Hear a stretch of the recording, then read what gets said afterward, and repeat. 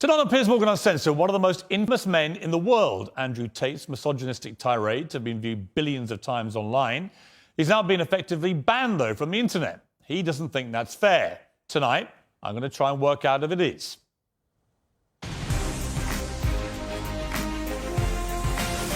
From London, this is Piers Morgan Uncensored. Well, good evening from London and welcome to a special edition of Piers Morgan Uncensored. Andrew Tate, one-on-one. He's the most famous man you probably never heard of, with billions of views online. At one point this year, more people were searching Google for Andrew Tate than Donald Trump or Kim Kardashian. A former professional kickboxer, he was kicked off Big Brother in 2016 after a video emerged of him striking a woman, in what they now both claim was a consensual sex game. He's since made millions as a pornographer and casino owner in Romania, but it's his online videos that have made him notorious across the world, posing as a playboy with fast cars, cigars, weapons and cash. He rants about his often scandalous views on women. Or instruct a female to provide sustenance. Cook. So I think my sister is her husband's property, yes. Tells young men they can get as rich as him by paying for his digital life lessons. I have 100 business tips I'm going to teach you, which will allow you to make your own money instantly. But amid global media backlash, the net has closed on Andrew Tate. While millions still share his videos, he's effectively banned from the web, booted off Facebook, YouTube, Instagram, Twitter and TikTok. To his fans, he's a misunderstood satirist and the victim of big tech censorship. To many others, he's a malicious misogynist. Tonight, I'll try and get to the truth. Well, some of the opinions Andrew Tate shares in his videos are undeniably deeply offensive. We're going to show you some of them on this show. I think you should see them for yourself, not simply hear what he says about them or what other people say about them. Tens of millions of people across the world follow Andrew Tate, and with a big following comes a big responsibility, as well as a public interest in holding his views to account. If outrageous opinions are read aloud, they can be challenged and exposed for what they are. If they're silenced, the person holding these views can become a martyr. So that's why I invited Andrew Tate to come here tonight, and he joins me now live. So, Andrew, well, welcome, first of all. You come all the way from Romania to do this interview. Correct. What do you hope to achieve from this interview? Why are you here? It'd be interesting to have a conversation with you. You've certainly been the subject of your own divided opinions in the world. There's a lot of people who would say some of the things you say are perhaps dangerous or toxic. So I thought you'd be a good person to speak to about this subject. I didn't know much about you before this year, and then I suddenly became very aware of you, as the world did, because, as I said earlier, you were the number one subject searched on Google ahead of Donald Trump. Yeah. I didn't think it was even possible. Yeah. Why did you get suddenly so popular / infamous, do you think? I exploded. I certainly didn't do that with magic. I've been on the internet for a very long time. I think in the world we live in now, as the other side, the people who disagree with me, as they get more and more tyrannical in their censorships and their hate mobs, etc., as standard masculine practices are deemed toxic, I didn't put a magic spell on everybody. I managed to accumulate a large amount of affinity with the male populace across the Western world because I'm simply saying things that many men believe, think and feel. The problem I would say is I want to play you just a clip off the top. This is from Joe Rogan, who's somebody I absolutely love. Sure. And I think it explains to me what I presume my issue with you is going to be, right? Correct. And you have absolutely got the right to try and persuade me otherwise. Sure. But Joe Rogan said this about you. My 12-year-old and my 14-year-old asked me about Andrew Tate. And my what'd you say? 14-year-old What'd you asked say? me, I said he's a legit world champion kickboxer. I go, I like him a lot. Why do you like him? And I was asking him. And they said he says a lot of funny stuff on Twitter and TikTok. He f***ed up with the misogynist stuff. Yes. Because if he didn't do that, if he just did the pro-male stuff. So I thought that was interesting because when I've gone over everything that's been at the centre of the debate about Andrew Tate, I come down with Joe Rogan in the sense that there's a lot of stuff you say I agree with. You know, I've got 3 sons in their 20s. It's not easy, actually, being a young male in the modern world. And I think a lot of the things that you say about that can resonate with them. Yeah. The problem comes with the, 10, 20% or whatever of your output, which on the face of it appears to be blatant misogyny. And when you couple that with your massive influence and huge reach, that is why the social media companies have decided to effectively cancel you. I don't believe in cancellation. I don't believe in censorship particularly. That's why I've invited you to come on the show. But I do think a lot of the things you've said are blatant misogyny. Do you accept that? So you made a very interesting point there. You just said on the face of it appear to be blatantly misogynistic. I understand that on the face of some of the long format content I've made, if you're going to take a few seconds out of hours, chop it up, put it all over social media, accompanied with my massive fame, then things can absolutely not be taken out of context. I do not hate women in any regard. I have no negative relationship with women. No women have come forward saying I've hurt them. I have no criminal record for hurting women. There's no way I can be seen as the face or the devil in regards to how men treat women on the planet. I'm absolutely and utterly the opposite. I believe in protecting and providing. I've been misunderstood. There's been large contingents of people who have tried very hard to purport lies about me. And the truth of the matter is, I've been producing content for a very long time. Hours and hours of videos been cut down to 2 or 3 seconds of clip. Those clips have gone viral and people misunderstand me. But I think you've used this phrase and be taken out of context. And I'm not sure that is correct in the sense that it still comes out of your mouth. And some of the things some of the things you've said, I just think are blatantly. Well, let's do them. Let's hear them. Let's go through some. Sure. Right?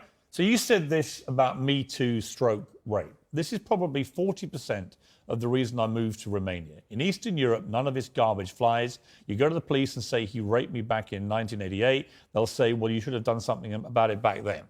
Yeah, so the point I was making was obviously at the height of the Me Too scandal, and also if we look at Amber Heard and Johnny Depp, there's been a lot of high-profile cases where men have been accused of things they did not do without evidence, and their lives have been completely and utterly destroyed. Right. When I say these things, people sit and say that, oh, he hates women. I don't hate women. I think rape is disgusting. I would take a stronger stance on rape than the British government. I think these people should face the death penalty. But to sit and say that women without evidence can go forward and just make up accusations against men, even though they've been repeatedly proven to destroy men's lives at will, is absolutely and utterly What about asinine. a woman who was raped back in 1988 and goes to the police? Then the man should face absolute and complete justice. But do you understand that when that clip appears on TikTok, as a clip, and all right... As a clip, completely. Okay, but it's still something that came out of your mouth. Do you accept that when that appears on TikTok, a lot of young, maybe not as smart as you, young men, right? Impressionable, teenagers, will read that and go, what's he saying here? Is he saying that rape doesn't exist? No, I completely. I'm not going to sit here as a professional and say that I can't be taken out of context. What I will say is that one small sentence you've taken was from a 1-hour video where I explained that, of course, rape is disgusting. Of course, everybody should be punished for their crimes regardless of when they happen. But people are not perfect, male and female. And if you give women the opportunity to destroy men's lives without evidence, there's going to be a contingent of women who will do that. I'm trying to make a balanced and nuanced argument in a world where people have no attention span. They're going to take a few seconds, put it online, decide someone's good or bad, not be interested in the longer format video. And here I am. No, I'm certainly a person who takes personal responsibility. That's who I am as a person. But we live in a world now with TikTok videos 5 or 6 seconds long. There's no content. Do you think women are the property of men? No. The point I was making... Why have you said they are? Because I made a religious point. I said that when a man marries a woman, the woman's father walks her down the aisle, and hands her away to the man. Traditionally, this is what it says in the Bible. I'm a religious person. I believe in God. I live in the most religious country in the world. So you do think that the woman becomes the men? I think she takes his last name. I mean, let's watch the clip that you said about this so that we can get it in context. So I think my sister is her husband's property, yes. When a bride is walking down the aisle to marry the groom, the father walks next to her and gives her away. True or false? Absolutely. But I've been married twice, as it turns out, and on both occasions, I didn't believe that the woman was being handed to me as chattel, as property. Perhaps the way the reason I'm asked that question repeatedly, and I'm asked in a loaded way. So would you rephrase what you said there? Now, that's an interesting point about phrasing. The way I would say things before I was famous, I have to take personal responsibility and accept that if I make a video that 500 people see and 1% of them misunderstand it, that's not a problem. If I make a video that 5 million people see and 1% of them understand. So specifically on that point, I think my sister is her husband's property. She took his last name. She married him. She wanted to join his family. She has said it herself. Right. So she's still a sovereign individual. She's absolutely not a sovereign individual. Property means that the husband owns your sister. Listen, my friend, if we want to argue about this, you need to go back to the Bible, to the Quran. You need to argue with religious. No, I'm not talking about anything in the Bible or Quran. But that's what it says. No, I'm asking you what you think. I think that if a woman marries a man and she decides to take his last name, that they have different roles and responsibilities within that marriage, and I believe that. That's not the question. I believe the father. I am. The father hands her. Don't behave like a politician. The father hands her to the man. Right, but don't be a politician, because I think you're a straight talker, Sure. right? You keep telling me you're a straight talker. I think my sister is her husband's property. Do you regret saying it like that? I understand that with my newfound fame, perhaps it could be phrased differently. However, I still believe that a woman is given to the man in marriage. That's what I believe. Yeah, but not as property.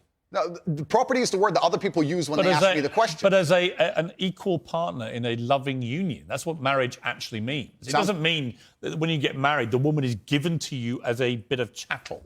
Agreed. So why say it? But that's the way that people ask me the question. People say to me, they ask the Oh, question. hang on. You can't blame people for asking you questions. Surely, if you want to be accountable for what you've said, you've got to own your responses, not blame the question. I own the response. Like me asking you a question now and you say something and then say, well, actually, I blame you for asking. I understand, Piers. Piers, I understand. I believe the woman is given to the man. I believe she's given away by the father. I believe she belongs to the man. So fundamentally, all right. So fundamentally, you do believe that a woman becomes a man's property at marriage. I believe she belongs to the man in marriage, correct. Right. Oh, you see, that to me is misogyny. And you're entitled to your opinion. Right. But do you not understand why people think it is misogyny? I understand why some people can be very offended by what I say. What they do is they take a point like that and they ignore all the other points I make the other way around. Yeah, but that's why I've repeatedly asked you about that line to see if you've changed your position. But the reality is you haven't. It's not about changing positions. I'm a full-grown adult and I stick by the things I say and I'm responsible for them. Which, by the way, is fine. Absolutely. But what you did say at the start of this little exchange, you said, I wouldn't maybe say things the same way now that I did before I was famous. And yet, actually, you've doubled down and said exactly the same thing. On certain points. So that is what you believe. That's my point. Yes. I'm trying to work out, look, I don't know you. We've just met, right? Yeah. I'm trying to work out who Andrew Tate is and what you actually believe. I don't want to twist anything at all. Then let me make it very, very clear to the camera. I believe a woman is given to the man in marriage. I believe that. I also believe a man has a duty to protect and provide for her. I believe a man should lay down his life if something happens or his wife's life is threatened. I believe that women and children first are on the lifeboats. But men, I believe that men. But a man doesn't own a woman. It's not. No. It's okay. Unless they literally buy them as a slave. Well, obviously, we're not talking about that. We're talking about religious, biblical marriage. We're talking about something else. Yeah, but I'm a Christian. I don't believe that I own my wife. Do you believe your wife was given away to you when she took your last name? I believe that there is a process where a father traditionally walks his daughter down the aisle and hands his daughter to this man, and they stand there and become a union of two loving people in a partnership. No, there's no ownership involved. I didn't say ownership. He's not selling her. The father of the bride isn't selling his daughter. No, absolutely. Well, that's what property means. She becomes a member of your family. Is it? I think we're arguing over semantics. We're not, though, because fundamentally, I don't believe a man owns a woman. You do. Well, I don't think a man owns any sovereign individual. I don't think we live in the world of slavery. I don't own any men or any woman. Right. Nobody owns When anybody. you use phrases like property, that's what you imply. I understand. And so my point again is, you're a smart guy, right? Correct, There's no denying that. You're smart, you're a good talker. I've seen a lot of the stuff. But what I don't think you quite fully understand. No, I understand very well, when Piers. young, impressionable people who are not as smart see things like, I think my sister is her husband's property, yes, and you've just reaffirmed that belief, they think that they have the right to own women. I understand that very well, Piers. That's why people think you're a misogynist. Completely. I understand all of this very well, which is why when you're saying I was backtracking, I'm not. Do you have any regret, though, over the way you phrase this stuff? Well, this is the point I was trying to make. The point I'm trying to make is, when I was not nearly as famous and I was making long format content, I was not sitting there anticipating I'd become the most Googled man on the planet and that a few seconds could be taken out of context. That was not my anticipation. No, but it's still what you believed. It's what you believe now. So what's the difference? It's not about, you're asking me, you're saying that young people who are impressionable. If you said to me, look, Piers, honestly, I've had time to think about this and I wish I hadn't said it, I don't believe that. That's one thing. Actually, you've said the opposite. You said, actually, that's what I think, yeah. I think that when it doesn't really matter whether you recorded it when you're famous or not famous. It's what you actually believe, right? I believe that a man has a duty to protect and provide for a woman. I believe that a woman's father gives her away to the man. That's what I believe, and that's in my marriage. That's the circumstance I'm going to live under. If people want to live in a different scenario, that's completely theirs. Their prerogative. You went on to say about authority over women. If I have a responsibility over her, I must have a degree of authority. Yeah. For the same reason, if I have responsibility over and people are going to use their mind, it's an example, an analogy. Responsibility over a child, I have to have some authority. Yeah. So you believe as part of your ownership or your property of the woman, you have authority over her. No, I believe if you have That's what you said. I believe if you have responsibility over something, you have to have a degree of authority or you can't be responsible. Yeah, but authority means, again, that you're the boss. The point I'm making, if you'll please let me finish on this point. The point I was trying to make was talking about the safety of a woman.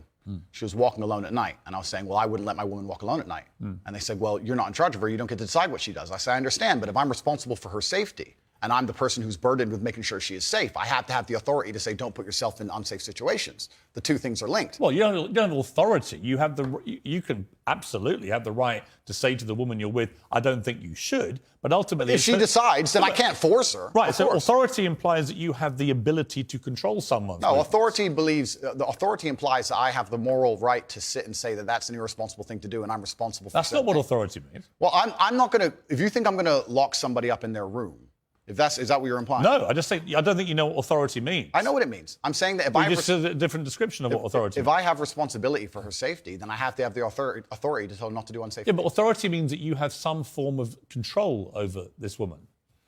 I think what you're trying to do... I'm only trying to get to what you think. Honestly, I am. I come with no agenda here at all. I understand. And I'm explaining very, very clearly. If I have responsibility over said subject, I have to have authority of it. So let me say you have children, right? Right. You have responsibility for them. No, I have legal authority over my children. That is very different to having legal authority over my wife or my female partner. Completely. But the point I'm trying to make... So you accept that? I accept that... Because you used the analogy of responsibility for a child. My friend, these are very... These are actually really important things. They're important things, but you interrupt me every 5 seconds. So it's hard for me to actually explain my point.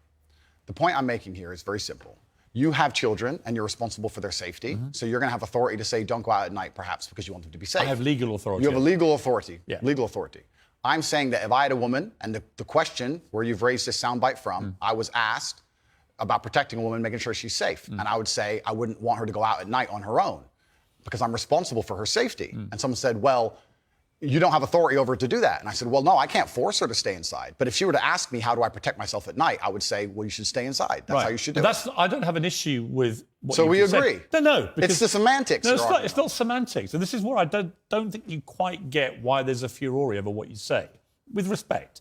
Because the semantics point would be if we're saying the same thing in different ways, but we're not. I'm saying to you that when you say I have to have some authority over a woman, I say to you, you have no right to any authority over a woman. You do over a child if it's your child, because you are the legal appointed guardian of that child. Understood. You're not a legally appointed guardian or authority over your wife or female partner. Legally appointed, absolutely not. I agree. However, when it comes to things like personal responsibility or personal safety, men, largely by society, are accepted. We're the protectors and providers. We can sit here and pretend that in the world we live in, if me and my wife were walking down the street and men were to come up and try and attack us, I wouldn't be the one fighting. But we both know in reality I would. Right. I have a degree of responsibility to protect her. So if I have a degree of responsibility to protect her physically, then the point I'm trying to make is I will do my best to make sure she's never putting herself in unsafe situations. Do you wish you hadn't used the word authority? The authority is something that she would give to me. She would come to me and say, how can I make sure I'm as safe as possible? But I don't want to interrupt you. I just want to point out that's not what authority means. If someone gives, a person can give voluntary authority is not authority. No, but that's the point. It's not. Piers. Andrew, stop. Piers, if a woman comes to me and says, I want you to keep me safe, she is handing me authority for her safety. But do you understand the difference between having authority over somebody and somebody giving you permission to have authority? Completely. I never said one is consensual and one isn't. But why are we pretending I do unconsensual things? Because you literally say, I must have a degree of authority. I have to have some authority. And the point about only if I'm responsible for her safety. If I'm not responsible for her safety, I don't have authority. If your position now is that with her permission, I would like to have authority when we go out at night to protect her, that's a different thing. That was always my position. But that's not what you said. But that was always my position, Piers. So again, I simply say to you, It is what I said, though. Do you wish you'd phrased it a different way? No, because we're talking about long format copy where I'm talking about a woman who has come to me and said, you're responsible for making sure I'm safe. I said, well, then I have to make the decisions. When an 18-year-old boy reads, I must have some authority over a woman, what do you think he thinks? Well, I understand that. And I said this earlier when you tried to say I was backtracking, which I'm not doing. No, actually, I'm not. I don't want to. Okay. I'm not trying to gotcha you. Cool. I'm trying to work out exactly what you actually I understand think. With massive fame comes massive responsibility. I understand that a percentage of the population are always going to take everything that's said by anybody out of context. Would you change the wording of what you said? No, I would just encourage people to watch my long format copy and understand it fully. Would you tell an 18-year-old boy you don't have authority over women? Absolutely. You would say that? Unless a woman comes to him and says, you're responsible for my safety, please make sure, keep me safe. Like I see. woman Now says, that, Andrew Tate, I can sign up to. Well, then we agree. Yeah, but I don't agree with what you said before. Because you're taking a soundbite from a 2-hour conversation. Yeah, but you haven't been taken out of context, because I read you the entire sentence. It's very But you've ignored all the context around the sentence, my friend. You can't ignore a sentence that says, I must have a degree of authority. But you can when there's a 2-hour conversation where a woman is telling me if she makes me responsible for her safety, and me explaining, well, if I'm responsible for your safety, I have the authority to make decisions. So yes, you've ignored all the context. Do you respect women? Absolutely. Why wouldn't I? Do you think that 18, 19-year-old women are more attractive than 25-year-old women? I think there's attractive people. That's a loaded question. I don't know. Well, it's not really, is it? I can't. You know why I'm asking it? Of course I do, but I can't sit here and for say. the benefit of viewers who don't know why I'm asking, you said this. In general, this is also one of the reasons men find youth attractive. You want to blow up the internet? I'll blow up the internet right effing now. The reason 18 and 19-year-olds are more attractive than 25-year-olds is because they've been through less dick. People say, oh, you can't say that, but yes, I can. A 19-year-old is more attractive than a 26-year-old woman, and I'll tell you why. Because that 26-year-old has talked to more guys, been to the club more times, been effed and dumped more times, more arguments, more mess, more for me to clean up. That is misogyny. Why? Because you are encouraging a mindset about 25-year-old women that makes them sound out to be infinitely less desirable than 18, 19-year-olds, and having effectively been having too much sex to be taken in a more respectful way. Well, firstly, even if that was the case, that wouldn't be misogyny. But what did you mean by what you said? That's not misogyny because it's not anti-women. I'm saying that an 18 or a 19-year-old woman would be more desirable. Pretty anti-25-year-old woman. Anti-25-year-old women we can argue, but not misogyny. Well, that's misogyny then, isn't it? No, it's not. Well, being anti any woman at all is misogyny. Not when I'm saying that women are beautiful and attractive at a certain age and saying the age. You're saying 18, 19-year-olds are more attractive than 25. Well, than ageist perhaps, but misogynistic absolutely is that not. But you just accepted it was misogyny. No, I didn't. You said it was misogyny. I'm telling you, no, it's not. So you don't think if you're saying slightly hateful things about a 25-year-old... That's not slightly hateful. Well, it is. You think you say that to a woman's face if she's 25? It's not slightly hateful. So you would go up to a 25-year-old woman and tell her exactly what I just read out? Why would I walk up to a random 25-year-old woman? Because you said it in public on the internet, and it's been listened to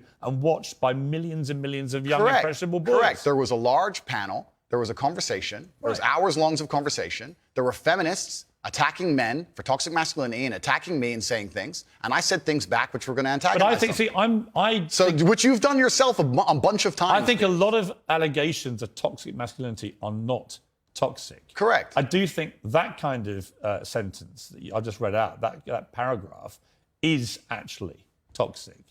If you genuinely mean that, and you say you wouldn't say it to a woman's face, but you said it in public about women of that age, I do think that's misogynist. And I think you probably do too. I don't think it's misogynistic. I understand why it can be insulting. You wouldn't say it to a woman's face? Well, it depends. You're making out like I'm walking around the street going up to random 25-year-olds. Well, effectively, you're doing it to tens of millions of people online. There's no difference. Not at all. We're discussing a topic. We were discussing the ideal age of a man. Should young boys, right, in their teens, are you comfortable that they would have that mindset? Be honest. I think that young boys in their teens lack life experience. They lack nuance. And they need to be very, very careful what they're digesting online, whether it's my content or anybody else's. Yeah, I think you know for a fact millions of them are digesting exactly what you're saying. Completely. The entire internet, to a degree, I think any subject you can find, there's going to be a whole heap of content. I come back to the Joe Rogan thing, Andrew. Is that a lot of what you say, I agree with. Yeah. Right? I do, genuinely. I've written a lot of stuff you said. A lot of the stuff you talk about, I think, yeah, he's got a good point, right? Something agree about a lot of things. But when I read that kind of thing, I'm like, how much of that is you? How much of that is some act? Do you regret saying stuff like this? I don't. And actually, do you see it as weakness to admit you shouldn't have said something like that? No, I don't live with regret. I think what's happened is that, like I said, long format content, arguments with feminists, arguments with the toxic masculine crowd, arguments with the left, and they're going to take a small clip, small sentence from ours, and they're going to try and paint me as a villain. But I'm not left or right. I don't know what you are, Piers. Exactly. That's my point. But that's my point. And I understand. And you're doing exactly as I knew would happen on this interview, which is because you're a busy man. You're not going to watch hours and hours and hours of video. Actually, I have watched hours and hours of video, and I'm going to come to the stuff where I agree with you, and I'm going to come to the stuff about your censorship, which I have issues with. So this is, it's a long interview, right? Sure. I just thought off the top, you said to me, and you were quite bold about it, well, go on, then let's go through these. And you should keep going. I will sit here and stand by what I said. I believe that on that, I just read to you then. Yeah. Do you wish you hadn't said that? I understand how it's been misconstrued. I understand how it's been weaponized against me. Do I regret it because it's been weaponized and used against me? Well, that's slightly annoying. That's not why I want you to Did I regret. at the time mean what I said in the context of the conversation, which obviously you're not familiar with and the people at home are not familiar with? No, I meant what I said. The 25-year-old women, they've just talked to more guys, been to the club more times, been effed and dumped more times, more arguments, more mess, more for me to clean up. Well, there's a whole bunch of context and conversation around that's been missed, and I don't think I'm missing much context. Well, I encourage people who are interested to go watch it.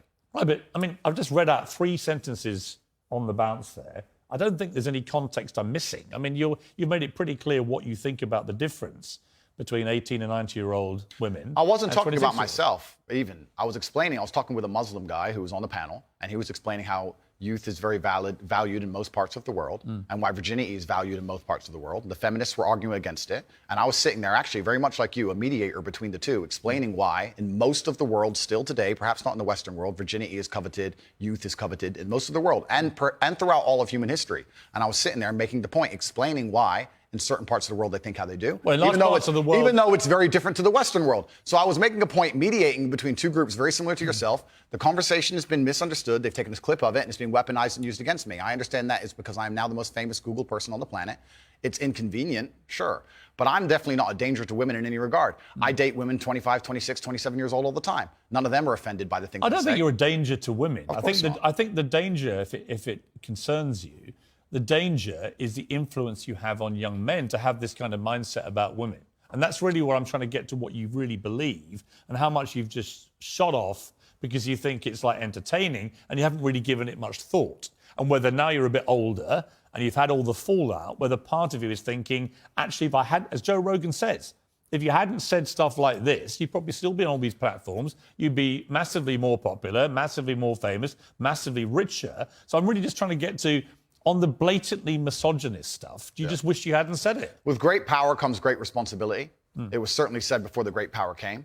It's inconvenient to a degree. However, like I said at the time, with the context of the conversation, I know that I'm not saying things which I believe to be detrimental to the world. However, they've been misconstrued and they've been misunderstood. If a 25-year-old woman was watching this, would you say, I'm sorry for saying that?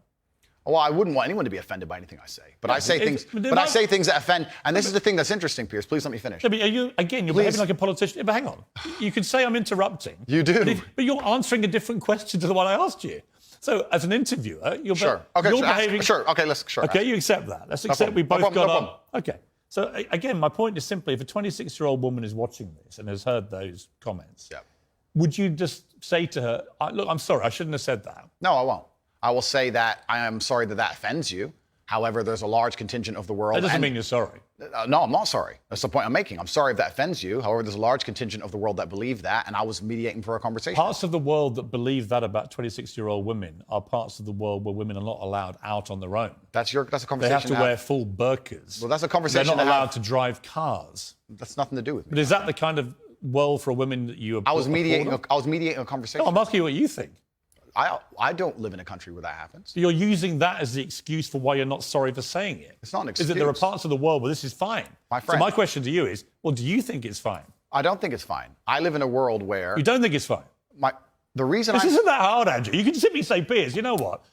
With the benefit of hindsight, I wish I hadn't said it like that. And if a 26-year-old woman's watching, I'm sorry I said that, because that actually is blatantly misogynist. And even though that's a view held by other parts of the world, it's not a view I share. Now, I would respect you more if you said that than if you try and say, well, it's said in other parts of the world, so I'm not sorry. I think that doesn't tell me what you think. Then you need to understand why my content existed in the first place. My content existed because I tried my very hardest to be an absolute and utter realist, especially with uncomfortable truths. I was pointing out that very uncomfortable... Is that a truth? Then? It's an uncomfortable truth in many parts of the world. It's not a truth that I'm happy about. It's not a truth I created. Hang on. You're doing it again. What do you mean that's a truth in other parts of the world? That's what you said. You're not talking about another part of the world. You're talking about what you believe is the difference between 18 and 90-year-olds and 26-year-olds. I was talking about... It's your belief. I was talking about what the people on the panel believe the difference is. So what do you think the difference is? I think the difference is age. What's the difference then?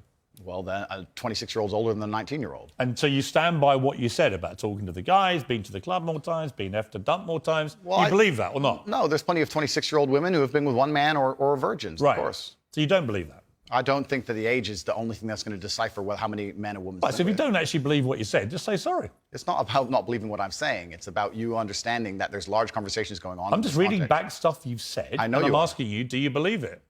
I believe that it's more likely a 26-year-old's had more partners than a 19-year-old. Right. You don't know that. I don't know that. You're right. In fact, there could be absolutely no evidence for that whatsoever. Completely agree. So why say it? Why stigmatize all 26-year-old women? It's not about, we're repeating ourselves here. Well, not really. I'm just trying to get to what you actually believe. I believe that men find youth attractive in general. I believe that in the context of the conversation, 25-year-old women aren't old. I agree with you. They're not, especially I'm old. I'm a lot older than that. The point I was making was part of mediating a panel, a conversation between feminists and some Muslim guys. I get it. Okay, I get it. good. But So you you understand want- why I said the sentence. But as far as I know, you weren't espousing what a Muslim man might think. You were espousing what you think. I was espousing what the people on the panel believed. But you were saying what you think. I feel like you're trying to pin me down. If it's not what you believe, just say, I don't believe that. What part wouldn't I believe? Well, you tell me which part you don't believe. There's the sentence. Which part would you now say you don't believe? I believe that 25-year-old women perhaps have had, because they've been alive longer, maybe have had more partners, but I don't believe that makes them a bad person. Right. But you understand that the way you phrased it makes every 25-year-old I woman understand. feel a bad person. No, I don't think so. Of course you do. You're not stupid, Ad. Come on. Piers. Andrew, you're not stupid. You know what that sounds like to any 25, 26-year-old woman. Completely. And you're Right? So you have maligned every 25, 26-year-old woman with that statement. And I'm simply asking you, to all those who are not of the type of women that you've described here, are you sorry? I don't want anybody to be offended by anything I say. I want to be a positive force in the world. I don't want anybody to hear what I say and make them feel bad about themselves. I want all people to live righteous and good, whether they're male or female. And anybody who's You lead a righteous life? I think I do, yeah. Do you? Yeah. You boasted openly of having 6, 7 partners at once. So is that righteous? I'm not taking there's no moral view from me. Simply asking you what you think righteous means. I think righteous is living true to your heart and knowing that you're doing good by people, not snaking anybody, not lying to anybody. I know I live a very righteous life. Have you ever been in love? Yeah. How many times? Plenty. I believe in love between men and women. I mean, real love, you know, where it's... Yeah. I believe... How many times would you say? Enough. I believe men and women are a beautiful union. I think we're slightly different, but when we work together, we're the most powerful force in the world. How many women have you loved? I don't know, Piers. A few. Give me a ballpark. 5, 10, 20? Let's say... You don't forget how many people you've been in love with. Let's say 10. I mean, I've been in love, and I certainly believe that men and women, when they work together, it's the most beautiful force on the planet. I believe in family. I believe in children. I believe in... If you believe in family and children and love, why are you single? I'm not single. Well, you're not married. That's what I mean. Well, if I was married, the last thing I would do is advertise it to the feral psychopaths on the internet. So I'm not a feral psychopath. Well, You called me friend earlier. Can be debated, Piers. But the point I'm making as a whole is that all of these... Do you want to get married is my point. No, but let's please for a second. You don't or you do? Let's please for a second, because you've interrupted me so many times I've failed to... Well, I've only interrupted you, just to be clear, when you've actually answered a different question. Cool. Well, then on all these points you're making... And you've admitted that. On all these points you're making, on repeat, you're taking these sentences and on repeat you're using you're weaponizing them against me. I'm not weaponizing anything. Okay, it's fine. No. You're weaponizing the weaponizing, which doesn't exist. No problem. But you said to me, come on, bring it on, read out all the things that you think are blatant misogyny. All I've done is literally read out all the things we identified from all the research that I thought were blatantly misogynist. Understood. And giving you the chance to respond. And the only time I've interrupted you is when you've tried to answer a completely different question. Understood, Piers. But these things were said in large context where often I'm talking about how, for example, on the same podcast where you've read one of them sentences from, I was talking about how it's a man's duty to die by a woman. And the guy asked me, he said, if 10 men with knives attacked your woman, wouldn't you just... I said, yeah, I'd stand and die. I'd never just run away, because I have a duty as a man. I must die on the spot to protect her honor and my honor. I'm talking about a man having responsibility to his duties. I'm talking about the old traditional ways of masculinity. And what happens is a few sentences from such a long conversation is taken and used against me. I understand that. So I want you to understand that I'm talking about protecting and providing for women. I'm talking about a man making sure... Do you want to get married? No, but we have to all feed into each other, Piers. I'm talking about protecting. It's not a hard question. No, but I'm talking about protecting and providing for a woman. I'm talking about a man being responsible for her safety. I understand. So of course I believe in men and women. Of course I believe in love. Of course I believe in marriage. Of course I believe in family. No, but none the of that idea was my that I don't believe in the idea that I don't believe in these things is crazy. I didn't ask you if you believed in it. I asked you if you're going to get married. One day, absolutely. You'd like to. If I'm not married already, I will be married one day. If I'm not. Well, you might be secretly married. I could be married, correct. Why would you not tell me either way? Why would I advertise to the feral psychopaths of the world who have tried their very best to destroy me for an opinion about my private life and the things that are most sacred to me? Why Well, would you I think do if that? you said you were married, everyone would hate you? I don't know about people hate me. It's about me understanding that I'm a hard target, but I am very, very protective of the people I care about. Right. But you believe in the concept of marriage. Completely. That's what we were talking about the whole time. What do you think? We talked about a man giving a woman away. Okay. I believe in marriage more than anybody. In fact, I believe in marriage no, please. Okay. I believe in marriage in the traditional sense. I believe a man has a duty to stand up and be a real man. I believe that the problem with the world today that we are facing is that not enough men are sticking to the age-old ways of masculinity. Mm-hmm. I believe that me standing up and saying a man must protect a woman and provide for her, so he needs to make sure that she's safe. He needs a degree of authority to protect her. I have no problem with... But people do have a problem with it. That's the world we're in now. Andrew, I'm over here. Sure. I don't have a problem with what you just said. Here's where my problem comes, right? There are a lot of clips of you floating around on the internet, as you know. One of them has you saying, bang out the machete, boom in her face, grip her by the neck, shut up, bitch. In another, you say, slap, slap, grab, choke, shut up, bitch, sex. When people see those clips and hear you say those things... Agreed. Well, I don't think that... It's not hard to misunderstand it. It is. You might say that it's consensual. Other people would say, whether it's consensual or not, that's a very ugly way to talk about women. Completely. Now let's hitting them with machetes. No, watch the whole video. It's a girl coming at me with a machete and me saying, here, slap the machete out of her hand. She's attacking me. So you don't understand. This is the exact point. I do understand. No, people don't watch them in full. And this is actually what's interesting. And please don't interrupt me on this point. Social media has changed in modern times. YouTube 5 years ago was 5, 6, 7, 8 minute long videos. Now we have TikTok, 10 seconds, 15 seconds, 20 seconds, YouTube shorts, Instagram stories. Now anything you produce that's long form is cut down to very, very short form. They're interested in clicks, they're interested in engagement. Of course. They find But the you most benefited from all they that. find the most controversial clips they can Andrew, on purpose. You benefited from all that. Everybody benefits from social media views, as do you. Was it the Hustler? What is it I had an online school called Hustlers University. Right. And their whole job was to promote your clips, make you rich and famous. So you've benefited from this system, the one you now profess to hate. You've benefited from all I never that. said I hated You've it. clickbaited like the best of them. I never said I hated it. I'm saying what happened. I don't hate it. I don't hate social media. I think it's a very powerful force. I don't hate the social media. I'm saying The point is, I think you can talk, look, you can talk to girlfriends of yours, maybe a secret wife, I don't know. It's entirely up Or to you. two. Or two. Maybe you've got 10 wives, that's your business. I don't care, right? My only thing is, I don't care what you do in private. If it's consensual between you and another woman, you can do what you like, right? It's your life. I believe in freedom and liberty. It's when you say it in public, it's the influence that this kind of thing has on young men. Agreed. Right? And I speak to someone with 3 sons, right? Who are, by the way, they're intrigued by you. They're fascinated, right? You're a big thing in that world of TikTok and so on. So they all are aware of you and what you say. So they're all looking. And when they see things like the machete thing, I get the context because I'm a 57-year-old guy who's been around the block a bit, and I can get what you've said, and you responding to a particular scenario which you'd created where a woman... But it can be misunderstood. I understand. So my point to you is, given that you know it can be misunderstood, do you regret saying things like this on camera where it can be disseminated by less intelligent young males who think that is actually what they should be doing to women? And finally, we get to the point of the issue, which is the point I tried to make at the very beginning. When I made a video before I was famous that got 500 views, me being concerned that 1% of people will misunderstand it was not relevant. Where you start getting 5 million views a video, 50 million views a video, 1% of people misunderstanding it. Doesn't change what No, it doesn't. But it becomes a much larger problem. I understand. So with great fame That's true. comes great responsibility. Right. So I agree. Now that I'm famous, yes. do I say things the same way as I did back before I was famous? Absolutely not. Right. As neither would you or nearly any other famous person on the planet. So Once you become famous, you have to be a lot more careful with how you say things. I understand. So my logical follow-up to that remains, do you regret then saying it the way you said it? I can't live in regret by saying something before I was famous on a camera which barely anybody watched, and then I became famous afterwards. That would be a very asinine way to view the world. Do you stand by all those things? I can't live in regret because I didn't know I was going to become the most famous man on the planet.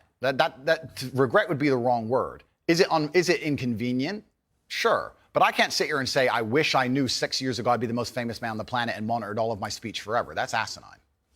You see, one of the problems that people have with you is that they think you have a malevolent influence on young people. This was the excuse that was put out by the big tech companies. Excuse being the key word. Well, it may be, actually. You know, I intrinsically, I have a problem with censorship. I don't think Donald Trump should be banned from Twitter, for example, because the Ayatollah of Iran remains on Twitter and other social media platforms. And whatever I think of you, you're not the Ayatollah of Iran. right? So to me, there's got to be perspective here. And I don't understand the inconsistency by what companies like Twitter, how they treat the leader of Iran and someone like you. It seems to me they're much more draconian on people like you than they are with people who perhaps should not be allowed platforms. But generally, I don't really agree with no platforming people. But I think what's interesting talking to you is it seems to me like you have gone on a bit of a journey of self-awareness about the impact of some of the stuff you said in the past, and you have said you wouldn't say it again in the same way. Now, you may not want to express regret for that, but it shows me that at the very least, you have evolved to somebody who recognises that these can be quite damaging in the way that you said them. Completely. As a professional and as an adult, it would be stupid for me to sit here and say that now that I'm the most famous man on the planet, my words do not have more impact than they did before. With impact, with power comes responsibility, and things need to be worded in a very careful way. Now, when I do a long format interview, I have to sit there and consciously understand that any 10 seconds of that can be cut and used against me. So I have to be a lot more careful with how I say my words and how I construct my sentences. Of course, we agree with all of that. That's exactly what's happened to me. I agree with all of that. I don't want to be seen as a negative influence in the world. I know that there's a whole bunch of men. I get thousands of emails a week from men whose lives I've saved. I get thousands of emails a week from men who are on the verge of suicide and I've saved their lives. We're talking about... And by the way, I don't dispute that at all. You have almost certainly, I would think, from everything I've read about you, I think you have certainly been probably able to be very helpful to young men who have really struggled for self-confidence and all that kind of thing, right? Completely. I'm completely prepared to accept that. But there was also, I think, quite a disturbing piece that BuzzFeed did. And it talked about the negative impact of young, impressionable male minds when they've read or seen some of the more inflammatory things you've said. And they quoted, for example, Sandy, 22, from Washington. My father's gone from a man who minored in women's studies in college, who was kind and in touch with his emotions, treated all people, men and women around him, with kindness, to a man who says that whenever he sees an effeminate male stranger, he gets an overwhelming urge to murder them. He loves podcasts. He listens to a lot of podcasts. I know he's listened to Andrew Tate. Whoa. Let's stop for a second. Let's be professional here, Piers, because you're a professional, as am I. First, she said, did you say that my father went? She said, my father has gone. Her father. That's a full-grown man, firstly. So we're talking about my impact on children. You just talked about a full-grown man here. Secondly, I've never talked about murdering effeminate men in anything online ever, in any context ever. So I don't know why they have taken some random person I've never met in the world who's full-grown, an adult, and come to their own conclusions who I've never met and lumped his name in with mine. That is absolutely unfair on every level. I didn't read this BuzzFeed. I didn't read this BuzzFeed article, but after hearing the first point, I know it's trash. That is complete garbage. What to is sit your, and say what that is I'm your the view? reason this man believes what he believes. I've seen a quote from you, and you can tell me what you feel here about this. Sure. You talk about people don't want to see men dressed up in dresses. Transgender. That's not exactly what I said. What did you say? I said the reason I am so popular and I'm so famous is that there's a large contingent of men who don't want to wear makeup, who still want to make money, go to the gym, be strong, drive a fast car, be traditionally masculine, and don't want to be shamed for that, and they don't want to be called toxic for that. That is the reason I'm so massively famous. That is what I said. What do you think of transgender people? That's nothing to do with me. I'm not transgender, and I don't understand the issue like they do. They Are you transphobic? Do you consider yourself that? Transphobic? What? Afraid? Well, it kind of, yeah. You have I don't live in fear, my friend. I have no problem. Do you have a dislike of transgender people? I don't know any transgender people. But do you have a dislike of what they stand for, what they are? No. Why would I? I don't know. That's not my issue. That's not my issue. And that's actually quite interesting because when I was attacked, a lot of these stupid articles like BuzzFeed, because it's ridiculous, that first point proves anyone with a brain knows that that's garbage. When they attacked me, they lump a whole bunch of things in together. They say misogynistic, racist, transphobic. They just put them all together at random. No, I'm mixed race. By the way, I don't know where they get these. They just get these buzzwords and put them in a sentence. By the way, I completely agree. It's crazy. And I've had the same thing done to me. Okay, well, and I'm not then. calling you anything. I'm asking you what you personally believe you are. It's not an issue I discuss. What I do discuss is that... So you support transgender people? I support individual liberty. I'm a libertarian. Yeah, so you support transgender people? Sure. Why not? Exactly, yeah. So, but my point is, as a whole, you're saying that I'm saying I don't want to see men in dresses. I'm saying no. You support gay people? Sure. Yeah. I'm saying there's a large contingent of men in the world who like the idea of the traditional masculine view of the world, who feel happy when they watch 80s action heroes with big muscles and they run around. And there's nothing toxically masculine about having a fast car and a beautiful girlfriend and making a bunch of money. And Nothing at all. Absolutely. And those are the people who are my fans. I and agree. I'm but saying, but the problem is, okay, I'm going to interrupt you just to say this. No. Okay, but you're saying that I have a problem with men in dresses. I'm saying no. The people who watch my I've asked you content. that question. You've answered. Yeah, but the people who watch my content don't want to see men in dresses. Clearly, I don't wear a dress. That's the point That's I'm not making. why they're watching your content. No. Because you're not wearing a dress. No, but that's the point I'm making. That's the point I was making. There's a large contingent of men who are not interested in the things that perhaps the YouTube algorithm's trying to feed them. I think there are lots of... look, when you support masculinity and masculine traits, I'm with you, right? Okay, so you agree a man should protect and provide for a woman? Absolutely. Okay, so you agree if you were walking down the street with a woman, you'd be responsible with her safety? Yeah. Cool, absolutely. So if that woman wanted to walk alone at I don't night think I have authority over the woman as we do that. Okay, so let me ask you another question, Piers, because we are professionals. Let's say your woman decided she wanted to take a nice little walk through the south side of Chicago at 2 a.m., and she wanted you to go with her, and you were responsible for fighting and dying on the spot if she was attacked. Don't you think you would say to her, no, we're not going out right now, it's not safe? Yes. Okay, so you'd have authority to make the decision. So No, we I agree. wouldn't. So I we would say, I we don't agree. think you should. If she decides to, it's her own volition. Well, if she decides, you're not going to stop I her. have no power to stop her. Completely. But you think you do. No, I don't think I have power You to stop her. clearly do. No, I think I have power to make the decision. I think, no, that's not So sensible. if you have the power to make the decision, you have the power to stop her. No, because And if that's she- where we differ. And that's why I think it's interesting about you. I don't think you really think through what you're saying. I think through what I'm saying Because so carefully. Yeah, but Andrew, what Piers. you've literally just said is that you have the power to stop No, her. I said I don't have the power to stop her. I'm not going to lock her in the room. I'm saying that. So if as she a- wants to go on her own, then she's going to go. then But you as a don't have authority to stop her. Okay, but as a couple, if we're going to sit there and decide if we're going to take this. You asked me, would I feel a sense of responsibility for her safety? Absolutely. Agreed. Absolutely. So would let me I finish, have the Piers. power or authority to stop her doing it? No. No, of course not. So let me finish, Piers. You're not going to stop her walking out the hotel. Of course, it's her decision. She's a sovereign individual. My point is that usually in a couple, you'd sit there as a team and you discuss, and perhaps on certain issues, the woman will know more about X and she'll decide X, and the man might know more about Y and he'll decide Y. So I'm saying if we're as a couple and we're sitting there and deciding, as a couple, as a team, and she says she wants to take this late night stroll, I'm going to say, you know what, I'm going to veto this one. I'm going to call veto. do you believe because in- it's dangerous, Right. which to a degree would give me, in that particular scenario, a degree of authority. If she said, I don't want to listen to you, Andrew. It doesn't give you authority. If she says, I don't want to listen to you, Andrew, I want to go on that walk, then what can I do? Say, well, then Then you don't have authority. Then I wish you the best, my love. Then you don't have authority. Cool, then it's a semantic argument. Not really. I think It's the complete opposite of what you said you had, which was authority. No problem, Piers. No problem. But I think Let we me ask actually. you about, what do you believe about depression? Do you believe depression is a real thing? I believe that feeling depressed is real. I don't believe depression as a clinical disease is real, no. Really? Correct. You don't believe people can be clinically depressed? I think PTSD is very real. Unfortunately, I have some friends who suffer from that. I know that feeling depressed is real. I believe that the number one power you have against these things are trying to take control of your own mind and affecting your own life. I believe that it's not healthy to hand over all your power and believe that depression is an outside disease that you can't affect. I know that when I've had difficult periods in my life, and also many of my friends, like I've said, suffer from PTSD and been through terrible things. I've lived a very difficult life, and I know people who have, that the things that made them feel better is when they woke up and said, you know what, I'm not going to allow this to damage me anymore. I'm going to take responsibility. I'm going to get up and I'm going to fight this as hard as I can. Right, and by the way, on that, I agree. So we agree. Right? My favourite speech is the Rocky Balboa one. Okay, so then we agree. No, we do. Here's where we don't agree. Piers. You don't, no, hang on. You got to let me interject when I don't agree with you, right?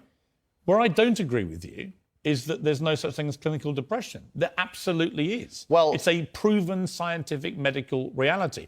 There's a different argument about have we gone a bit too soft, right, in schools and all the rest of it. Absolutely.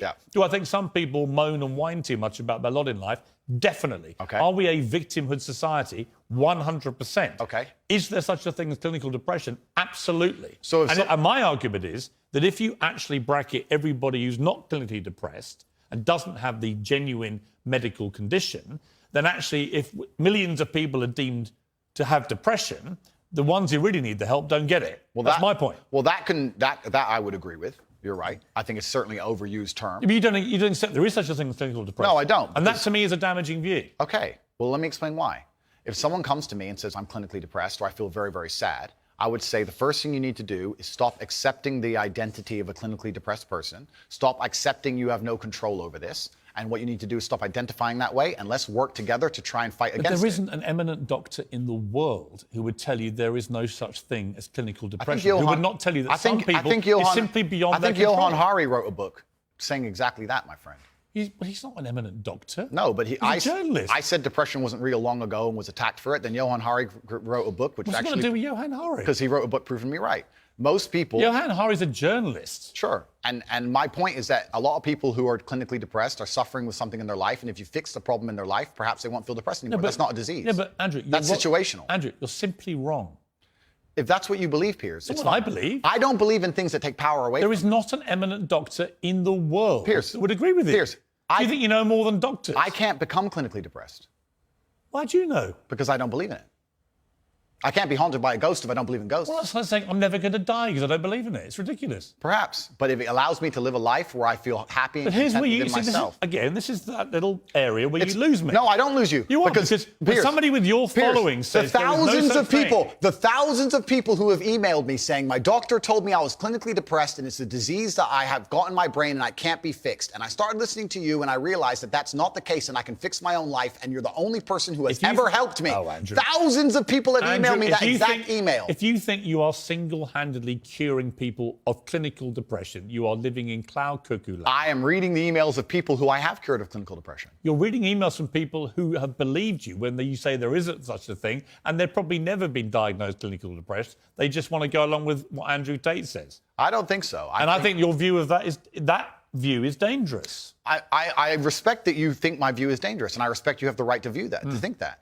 I think that clinical depression, I actually agree with you, is massively overdiagnosed. I've already said that PTSD is a very real thing. I've already said... hang on. Okay. Again, you're misquoting me. I did not say clinical depression is massively overdiagnosed. I said that people who claim to be depressed but don't have clinical depression, I think that is massively overblown, right? In other words, there are a lot of people who just have a bad day and declare, I've got depression. Yeah. And I say, well, have you been to a doctor? Have you been clinically diagnosed? If you have, and you have clinical depression, that's one thing.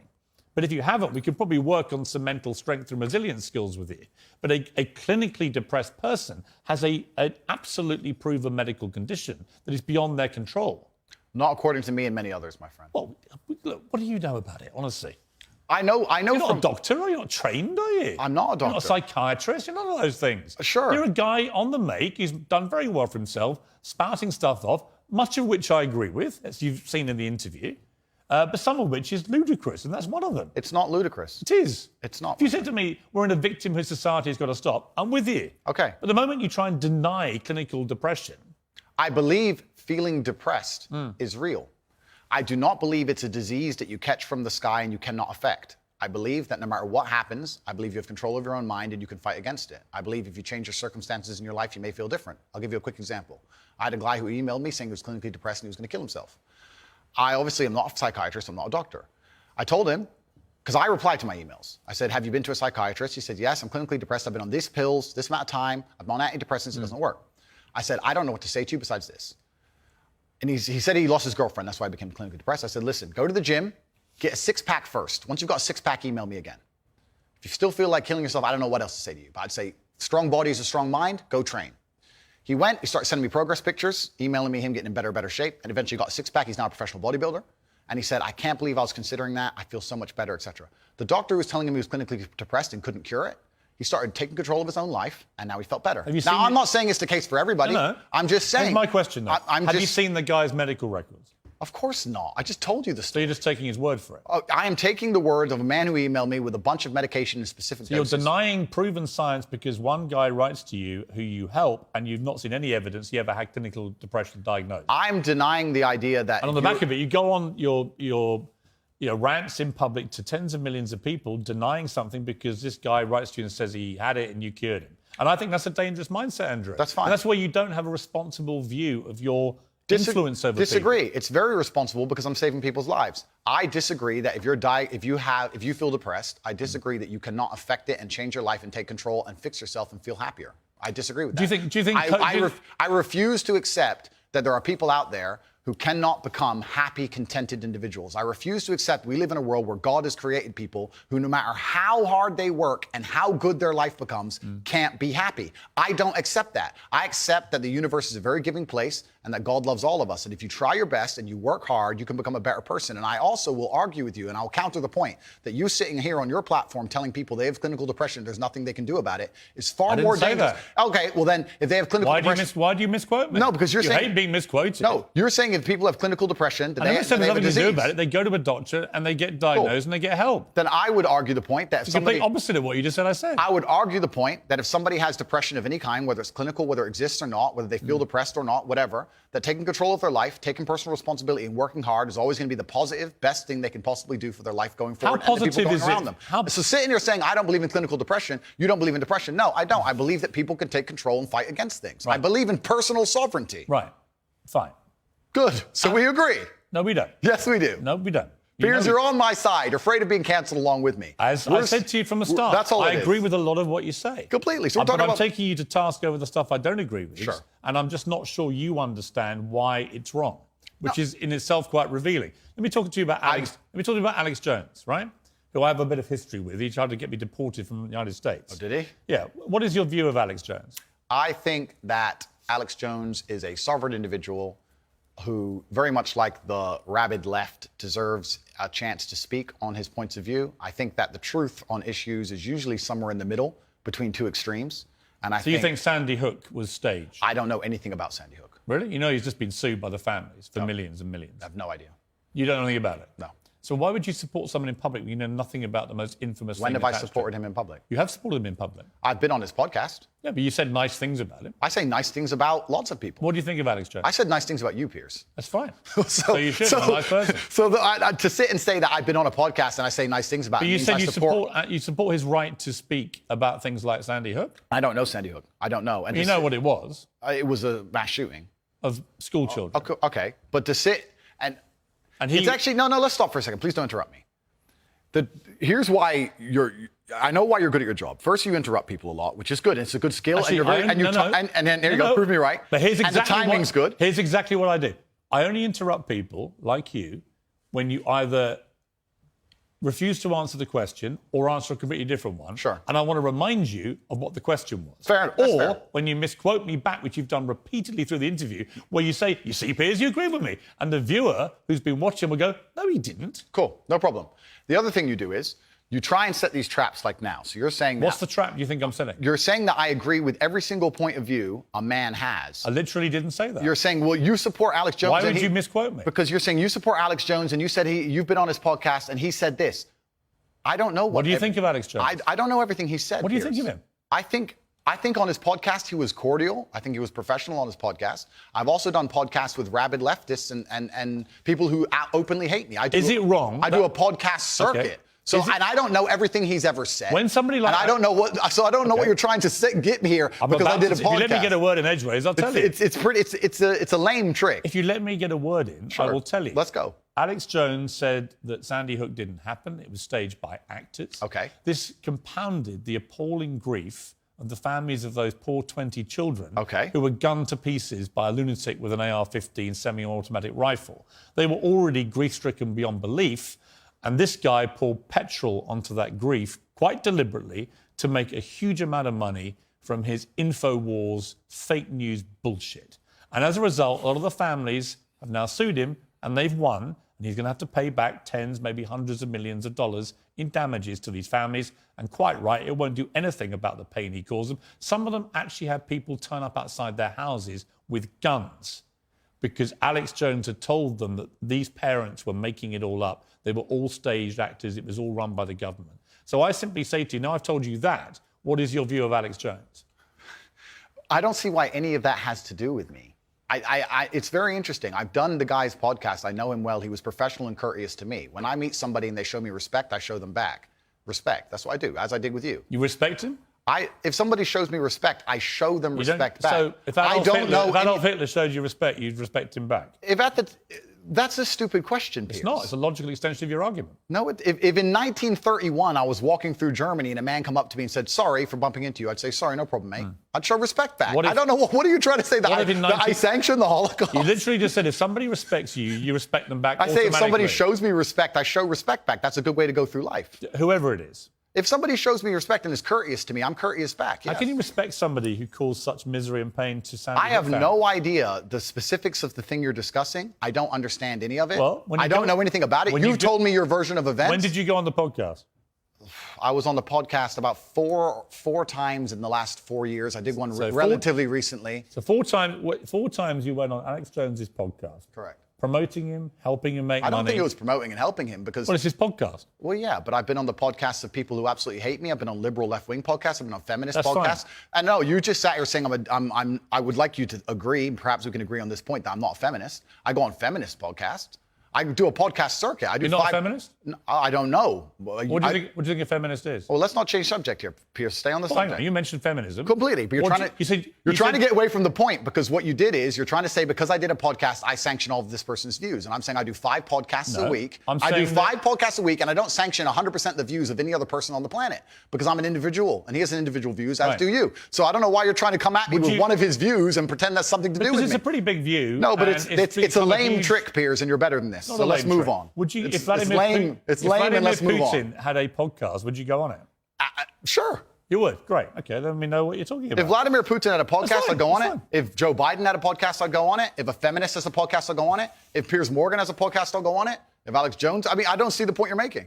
There's no point here. You're digging, but there's nothing to find. Well, I'm not. I'm taking your position that if somebody shows you respect them. I think that I'm saying there are lots of people in the world I do not respect. If Vladimir Putin showed me respect, I would not respect him. that's your opinion. But No, it's my view. What's okay, your that's view? your view. Well, Your view is you would. You're sitting here, Piers, saying that I'm on uncensored show, and in your intro you said that it's important that we don't have echo chambers and we have varying Correct. and that we have varying opinions. Correct. But then you're saying the people you don't like, you wouldn't go on their podcast. No. So you are a hypocrite. No, I I'm will not. go on anybody's podcast I and don't think you discuss understand. any point. I don't think you understand what censorship means, do you? Like a lot of words we've had problems with today. You're just saying you're just What do saying. you think censorship means? No, but the point I'm trying to make here. Hang Piers, on.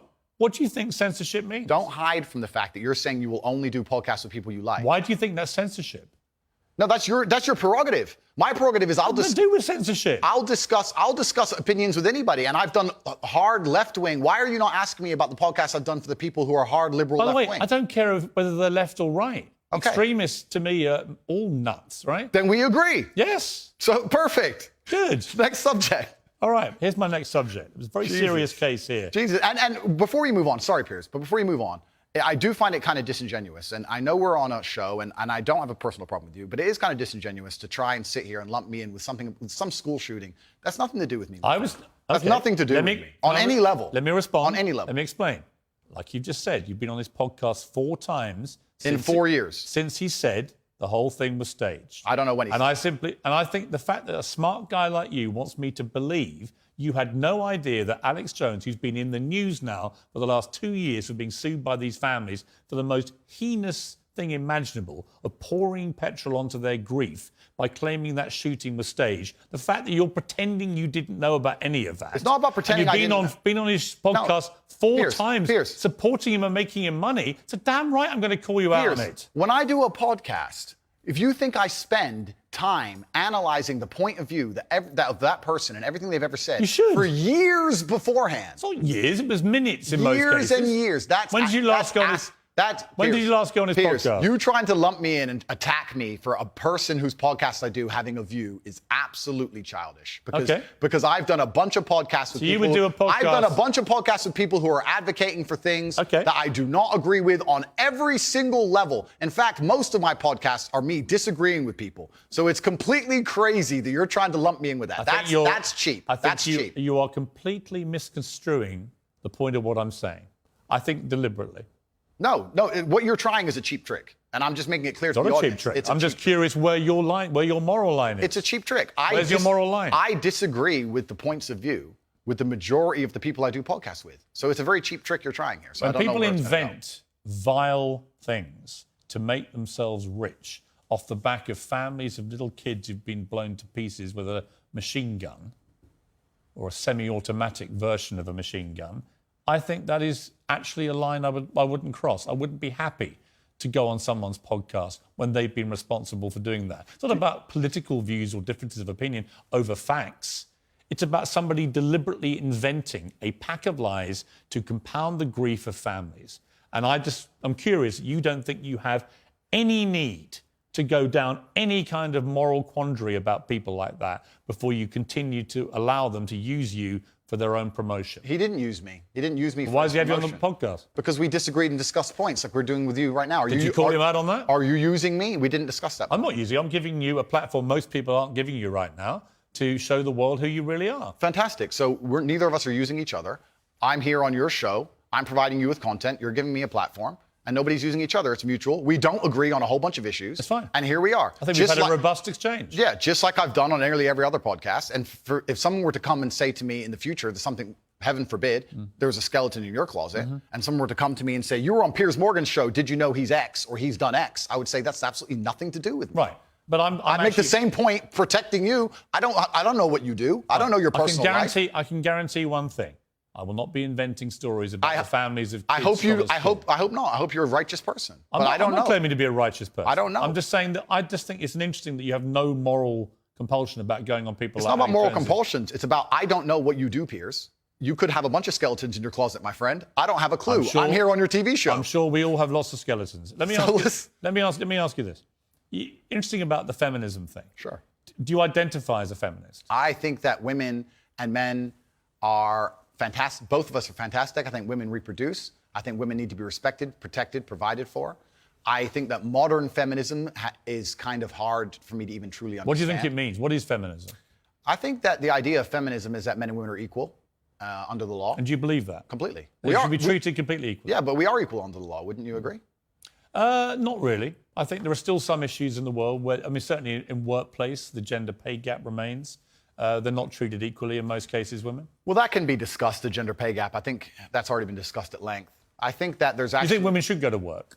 I think women should work completely. You do? Why wouldn't they? Because in the parts of the country, of the world you were mentioning earlier, that have different views of women, they don't go to work. In the parts of the world that person from the podcast was from, for the point I made, yeah, they didn't. But I don't live in those parts of the world. I think women should be free to work if they choose. I think it's very important that the family unit remains. I do believe that in my personal view, the most important and respectful thing a woman can do is become a mother. I think that having children is a beautiful thing. But obviously, if a woman wants to work and wants to have a career, especially now with paternity leave or maternity leave, and she can manage to do both, why wouldn't I want women to work? I don't know why anyone would ever assume I don't want women to work or think women can't work, because I said that I should keep them safe sometimes. Good. No, but it's interesting because you have to look at this, Piers. It's interesting how people extrapolate. Andrew said that he's responsible for a woman's safety, and he said that gives him authority to make decisions for her safety, and that's been misconstrued, and he's a bad person. He believes that women are property.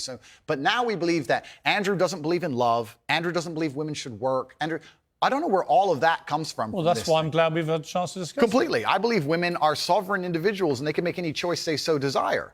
I think that it's important that we remember that a man has a duty. I think I certainly in my relationship have a financial responsibility to provide for my woman. My woman would never have to work unless she wanted to, because I'm the kind of person who works hard enough that she wouldn't have to. Should young men, though, all aspire to be like you? Should young men aspire to work very hard, have no criminal record, become multimillionaires, protect and provide for the women close to them, be sovereign so they can stand up and have their own points of view in face of cancellation, be able to not be mentally intimidated when they go on national TV and there's traps set up for them? Yeah, I believe that confident, strong men who stand up and protect and provide for women are a good thing for the world and a good force for the world. And I don't think that I put a magic spell on anybody. I think there's a whole bunch of men in the world who understands my value. And if men grow up to be like me, you're going to have a whole bunch of people with no criminal record, dedicated athletes who protect and provide for the people close to them, are fantastic for the economy.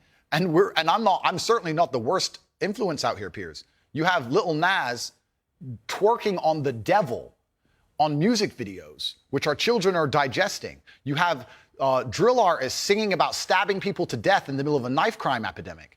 You have rabid psychopaths on whether the right or the left announcing violence on the other side. You have all these insanities in the world. And because I sit here and say I Yeah, perhaps. Now you've laid it out and it offended you. I understand. I didn't say it offended Okay, me. cool. I just read you the things. You read things that you said they could be offensive, and some people are offended. Well, some people definitely were offended. Absolutely. That's fine. And honestly, I think some of the things you said were genuinely offensive and misogynist. Okay, so they offended you. And like actually, I said earlier, so they offended you, No, which hang is on. fine. I said they offended you. You interrupted me, and now you're saying they offended you, which is fine. But the point I'm trying to make is this: I'm not the devil. There are certainly worse people than me, and I don't disagree and they exist. with that. And I'm saying that my core tenets for the people who don't understand me are self-accountability, so I'm accountable for everything I've ever said. My core tenets are responsibility, so I'm responsible for everything I've said. My core tenets are traditional masculinity to a degree, which involves protecting and providing for women. And I'll make another point here that needs to be said. The number of women who have stood up and stuck up for me is ignored. Thousands of women are making videos saying, I've met Andrew Tate, he's such a nice guy. I wish I had a man like Andrew Tate who felt responsible to protect and provide for me. You know what? I do belong to my husband, that's why I married him and I love him. We ignore the thousands of women who stood up and stood by me and said everything I said is true. And we're taking a very vocal minority who have taken the things I've said and are pretending to be absolutely and utterly devastated by them for some reason. All right. Time out. Sure. You've had a good run there. Sure. An inquest this week found that a 14-year-old girl, Molly Russell, died from an act of self-harm while suffering from depression and the negative effects of online content. The coroner said she was exposed to material that may have influenced her in a negative way, and in addition, what started as depression had become a much more serious depressive illness, and she very sadly took her life.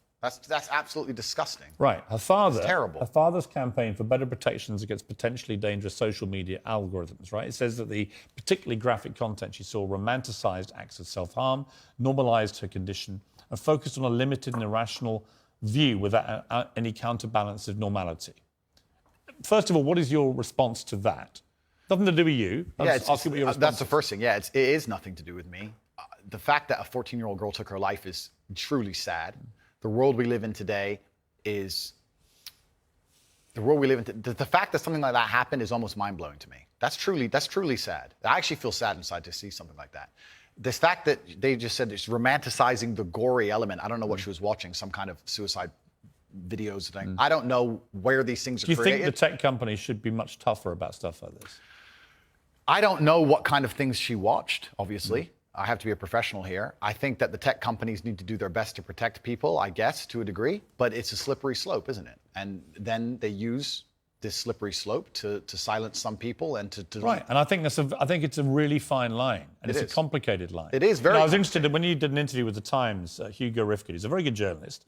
We did a big interview with him, and it was interesting to me his conclusion, because he kind of concluded that although he found a lot of the things he said awful and offensive, and he didn't like them, and he didn't want to be that kind of person that would say those kind of things, nor could he actually work out exactly what you'd done, which deserved mass wipeout by all the tech firms. I thought it was an interesting conclusion. I don't know the answer to that, other than the reason I mentioned the Molly Russell case, not because that has anything to do with you at all, and I reiterate that. Thank you. I simply ask you this. What has come clear to me in the interview is that a lot of things you say you wouldn't say now that you've said before. But I'd say them differently, perhaps. Yeah, right. So to me, that's an acceptance, not just that you want to get back on platforms, because maybe that was one of the reasons you were no platform, but that you've recognised and understood the potential harm to the wrong kind of impressionable mind by some of the things you've said. Would that be fair?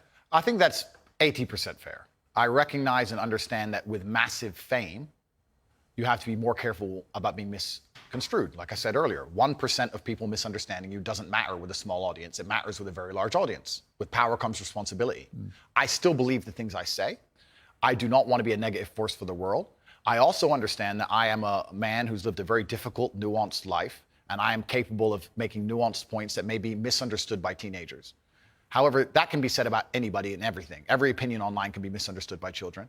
Trying to protect children from the internet is a very interesting subject in and of itself, because I would argue that 80% of the content on the internet can be negative or detrimental to a young mind that doesn't understand the world. Yeah. I'd argue that all of it. We just talked about music videos and dancing on the devil and all this stuff. This stuff is dangerous. By the way, I think you make a very good point on that. So, a lot of these rap stars, the lyrics, the videos I think, far exceed anything that you've been accused of doing. Completely. Because in a lot of cases, some of them promote non-consensual activity with people, right? And I just think that crosses a line you have, as far as I've seen, you haven't crossed that line. No, I haven't. And this is the thing. And I've been vilified, not because of the things I say, because much more extremist content already exists on the internet. I think the reason I've been attacked and vilified is because of the popularity, because I became so massively famous, not because of what I was actually saying. So as a professional, I analyze that and I understand that, okay, I'm massively famous now and certain things have been taken out of context. However, I still do believe I'm a force for good in the world. And I'm not going to sit here Have and you say, changed, though? it's not about changing. Well, it is. We're all involved in an evolution. How old are you now? I'm 36. 36, right? I bet you're a different person to what you were when you were 26. Oh, that's and absolutely, 16, that's right? absolutely a fact. So we all change. And Mike, you keep talking about being a good person. Yeah. I think if you're honest with yourself, Yeah. that you can see why people found a lot of the stuff you've said problematic and misogynist. And I think you've recognised you wouldn't express yourself in that way again because you've understood that it's caused a lot of harm. And that's really what I wanted to get to today, was an acknowledgement by you that these things clearly were said in the wrong way, created the wrong impression if you didn't mean them the way you intended them, and can therefore have a malevolent influence when you have a huge following. Yeah, when you have a huge following, you certainly have to be a lot more careful about how you get certain points across. That's absolutely a fact. Andrew, I appreciate you coming all the way from Romania. Thank you. It's been an interesting conversation, and I thank you for having it. Cheers, Frank. Well, that's it from me. Whatever you're up to, keep it uncensored. Good night.